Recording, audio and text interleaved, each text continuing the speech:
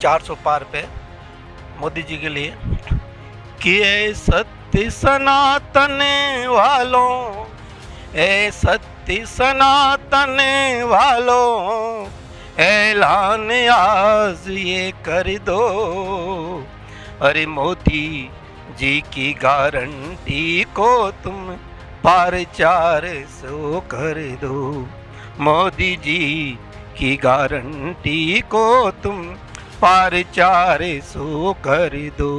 मैं आपसे जानना चाहूंगी, जिस तरह से राजनीतिक समीकरण पहले चरण के बाद बदले हैं, आपको क्या लगता है कि वो तमाम सारे मुद्दे जनता का रुख बदल देंगे इस बार? निश्चित रूप से बदलेगा। पूरे देश में मोदी जी की गारंटी की लोगों के जनमानस में एक ही लक्ष्य है, कमल का फूल और माननीय नरेंद्र मोदी की सरकार पुनः स्थापित हो और इस देश का विकास तीव्र गति से बढ़े। और देश जिस स्थिति में अर्थव्यवस्था में 5वें स्थान पे है और तीसरे स्थान पे आए, ये लोगों की सोच है। मोदी जी ने गरीब, मजदूर और किसान सम्मान निधि से लेकर हर क्षेत्र में हर वर्ग को छुआ है, सबका काम किया है, सबका साथ सबका विकास। इस लक्ष्य को लेकर के 400 पार की इन्होंने जो संकल्प रखा है वो निश्चित रूप से पूरा होगा।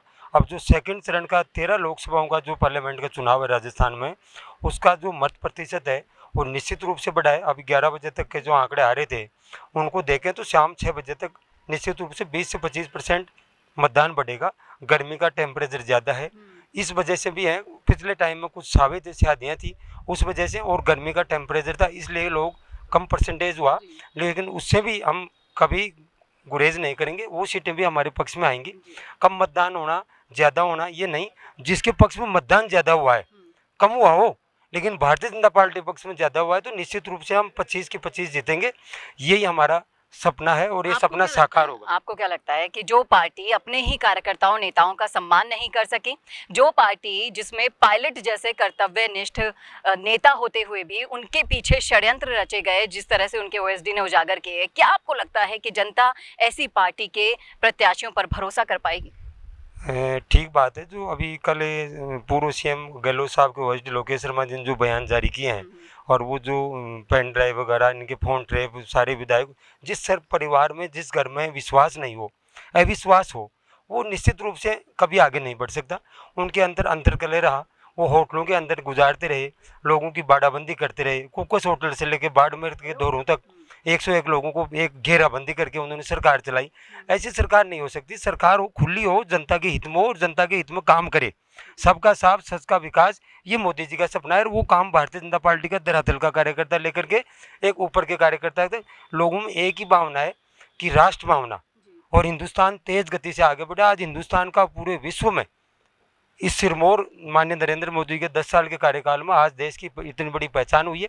ये एक अद्भुत परिणाम है जो सबके सामने है और जनता तैयार है।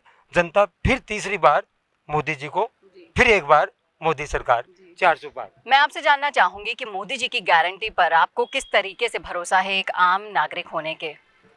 ऐसा है कि मोदी जी के द्वारा जो हमारे रामलला थे, लगभग 500 साल से तंबू में थे, वो मोदी जी की विश्वास की, जनता के विश्वास से और भारत के सनातन धर्म के विश्वास से आज उन्हें पुनः स्थापित करके रामलला का भव्य मंदिर बनाया गया। जो हमारे करोड़ों 100 करोड़ से ज़्यादा सनातन संस्कृति के जो हिंदू है उनको एक बहुत बड़ा विश्वास मिला।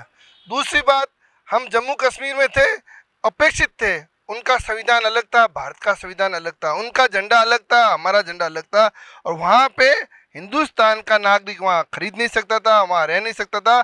उस 370 को धारा किसी ने हटाने के काम किया जो 70 साल के बाद वो नरेंद्र मोदी ने किया है। तीसरी बात, किसानों की बात ले लो, किसान निधि लगा के उन किसानों के पैसे हैं उनके खातों में डायरेक्ट जमा कराए, बीच में कोई बिचौले नहीं रखा, क्योंकि मोदी जी का उद्देश्य एक ही है, किसान मजबूत हो, आम गरीब आदमी मजबूत हो और भारत एक विकसित राष्ट्र बने। इसी वजह से आज एक मजबूत सरकार की वजह से पूरे विश्व में भारत का नाम डंके की तरह गूंज रहा है। इसीलिए मोदी जी की गारंटी, और कोई कारण नहीं। जब आदमी कोई काम करता है ना, तभी उसकी गारंटी फलीभूत होती है। और जहाँ भी सरकारें बनती है, जो मैनिफेस्टो पार्टी तय करती है, उस मैनिफेस्टो की तय पूरा का पूरा सम्मान दिया जाता है, जनता की भावनाओं का कद्र किया जाता है। इसी वजह से जनता बार बार वोट देती है। उसी वोटों की परिणति है कि डबल इंजन की सरकार राजस्थान में दोबारा आएगी और राजस्थान में सरकार है प्लस लोकसभा की 25 सीटें जीतकर और माननीय नरेंद्र मोदी को 25 कमल राजस्थान की तरफ से भेंट किए जाएंगे और वो देश के पुनः प्रधानमंत्री बनेंगे, ऐसा हमारा विश्वास है। आपके साथ साथ मैं जानना चाहूंगी, युवा हमारे साथ जुड़े हैं यहाँ पर, मैं आपके साथ आपसे ये जानना चाहूंगी, जिस तरह से कांग्रेस पार्टी है वो युवाओं की नहीं हुई, महिलाओं की नहीं हुई, बुजुर्गों की नहीं हुई, तो आपको क्या लगता है कि इन सब का समर्थन अब कौन सी पार्टी के साथ है और क्यों? देखो, मोदी जी का विकास 10 साल में अच्छा विकास किया है मोदी जी ने। राजस्थान में 25 की 25 सीटें भारतीय जनता पार्टी का कमल खिलेगा। अब की बार 400 पार, अब की बार 400 पार। तो देखा आपने, इनका कहना है कि अब की बार 400 पार। मैं आपसे जानना चाहूंगी कि जो पहला चरण रहा उसमें मतदान भले ही कम हुआ, लेकिन दूसरे चरण को लेकर जोश यहाँ पर दिखाई दे रहा है और मोदी जी की गारंटी और दूसरी तरफ है निकम्मे नाकारा के अपने ही कार्यकर्ताओं को कहने वाली सरकार। तो आप किसको चुनने वाले हैं इस बार और क्यों? हम सबसे पहले तो भारत माता की जय के साथ हम शुरुआत करते हैं और मोदी जी की गारंटी वो गारंटी है जो आज का हर युवा, बुजुर्ग, महिला, बच्चे सब उन पर विश्वास करते हैं। ये गारंटी ऐसे ही नहीं कि मोदी जी ने 10 साल काम किया है देश के लिए, विदेश में भी भारत का नाम किया है, तो गारंटी ऐसे ही नहीं मिलती। हर आदमी परिवार में विश्वास नहीं करता तो दूसरे पे कैसे करेगा। तो मोदी जी ने देश में धारा 370 और यूसीसी और महिलाओं के लिए 3 तलाक का जितने भी देश हित में काम किए, महिलाओं के लिए 33% आरक्षण का काम किया जो कांग्रेस आज तक नहीं कर पाई। कांग्रेस ने हमेशा देश को तोड़ने का और जातिगत टुकड़ों में बांटने का काम किया है। अभी भी राहुल जी कहते हैं कि जातिगत गणना करेंगे, तो ये देश को तोड़ने की बात है। देश तो राहुल जी ने देश जोड़ो यात्रा निकाली। देश तो पहले से जुड़ा हुआ था, देश कहाँ टूटा हुआ था, लेकिन ये लोगों में इस तरह की गलत भावनाएं भरकर देश को तोड़ने का काम कर रहे हैं। जबकि हमारा देश एक है, एक था, एक रहेगा। और मोदी जी के संकल्प जो है 2047 उसके लिए देश काम कर रहा है और युवा भी, बुजुर्ग सब उसके लिए काम करेंगे और 2047 में हमारा देश विकसित भारत बनेगा। युवाओं के एक संकल्प ना, हर युवा मोदी जी विश्वास करते हैं, बुजुर्ग, महिला सब करते हैं।